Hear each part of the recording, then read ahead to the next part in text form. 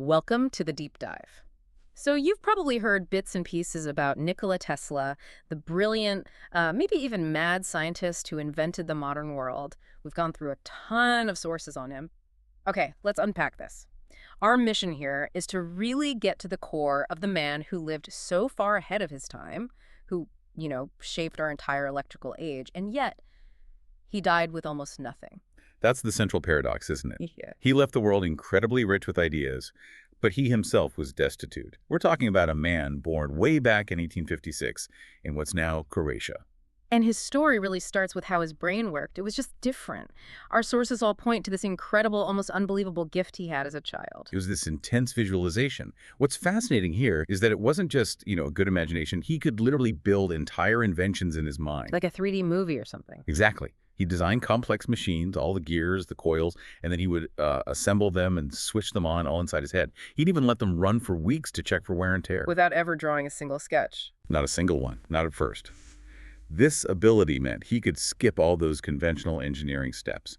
It wasn't just a quirk. It was his superpower. And yet he almost didn't become an engineer at all. His father wanted him to be a priest. A huge conflict in his early life. The turning point was a deadly illness he had as a teenager. Some say it was cholera. He was on his deathbed, basically. Pretty much. Yeah. And he told his father, if you let me study engineering, I'll recover. And he did.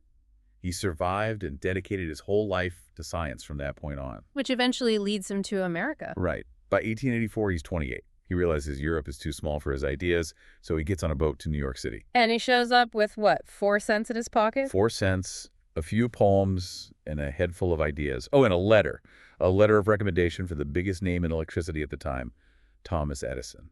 The letter called him a genius, I think. It did, and Edison hired him, but, well, that relationship was doomed from the start. They were just fundamentally different. And that difference came down to one big thing: the war of currents. Exactly. Edison was the champion of direct current, or DC.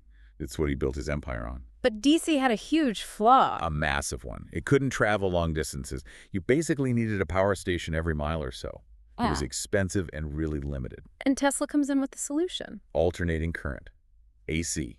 The system Tesla championed could be stepped up to high voltage, sent hundreds of miles with very little power loss, and then stepped back down for use in homes. It was just better technology. Oh, vastly superior. It was the key to electrifying the entire world, not just a few city blocks.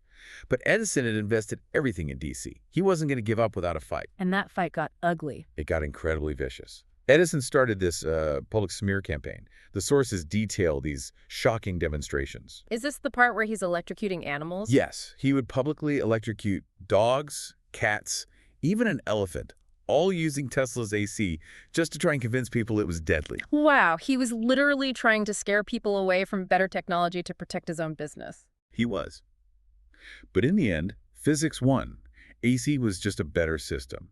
George Westinghouse backed Tesla. They lit up the Chicago World's Fair, and that was pretty much it. So AC won, and it's a system we still use in, almost every home on the planet. Every single one. So like you said at the start, Tesla didn't win the money, but he absolutely won history. And that passion for the tech over money, that sort of explains his next phase, doesn't it? He just kept inventing. Over 300 patents. He was relentless. And here's where it gets really interesting, because so many of his ideas were things people just couldn't comprehend at the time. Like remote control. Can you imagine? It's 1898. He's in Madison Square Garden with a small unmanned boat in a tank of water. And he's controlling it with a little box. People thought it was magic. Yeah. Or telepathy. They literally could not imagine the technology behind it. But it was the world's first remote control device. And then there's the Tesla coil. Still a foundational piece of technology. It's in radios, medical devices. It never became obsolete. But what about radio itself? Everyone thinks Marconi invented it. And that's a perfect example of Tesla winning history a little too late. Marconi got the credit and the Nobel Prize. But Tesla had the patents first? Years earlier, the U.S. Supreme Court eventually ruled in Tesla's favor, confirming he was the true inventor. But that ruling came in 1943. Just a few months after he died. Exactly. Too late for him to see it.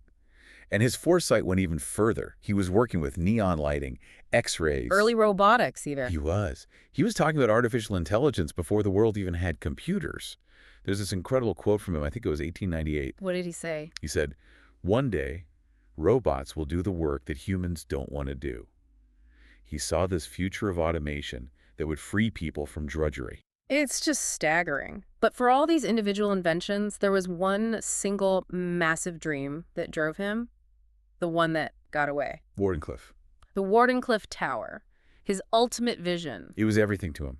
He had this core belief that electricity wasn't a commodity. It should be free for everyone. And this tower was how he was going to do it. It was a giant wireless energy transmitter. The idea was to send electricity through the air, through the Earth itself, so anyone, anywhere, could access it with a simple receiver. No wires, across continents and oceans. A global wireless system. And he got the funding, at least at first. J.P. Morgan was his main backer. But Morgan thought he was funding a communications tower, right? A way to send wireless telegrams? But that's what he thought he was paying for, yes. Something he could profit from. But when Tesla finally explained his real goal, That the power would be free for everyone. Morgan immediately understood the problem. His famous question was, where do we put the meter? If you can't meter it, you can't charge for it. And if you can't charge for it, there's no profit. So he pulled the funding.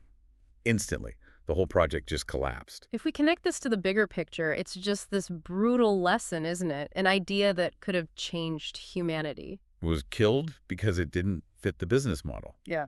It shows that sometimes the biggest obstacle to innovation isn't technology. It's the economic system. And the failure of Wardenclyffe really broke him, didn't it? It seems to have defined his later years. He became much more isolated, eccentric. He ended up living in a series of hotels, often leaving when he couldn't pay the bill. And that's when he started spending all his time with pigeons in New York. They became his companions. But he never stopped working, never stopped filling notebooks with ideas. Some of them came true, like wireless phones. Others were a bit more out there. Death rays, earthquake machines. He kept thinking. But on January 7th, 1943, he died.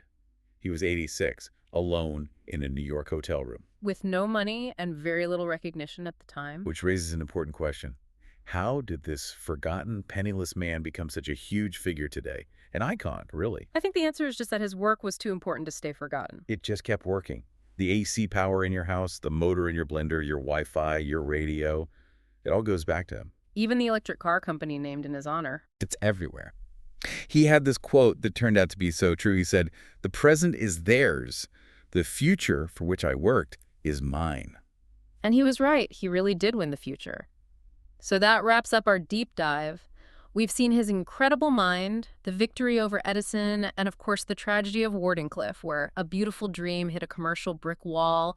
Hopefully you've got that quick, thorough knowledge you were after. And building on that Wardenclyffe story, I'll leave you with a final thought to chew on.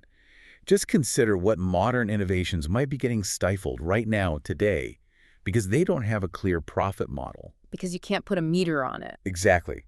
Are there Teslas out there whose best ideas we'll never see simply because they challenge the way we've structured our economy?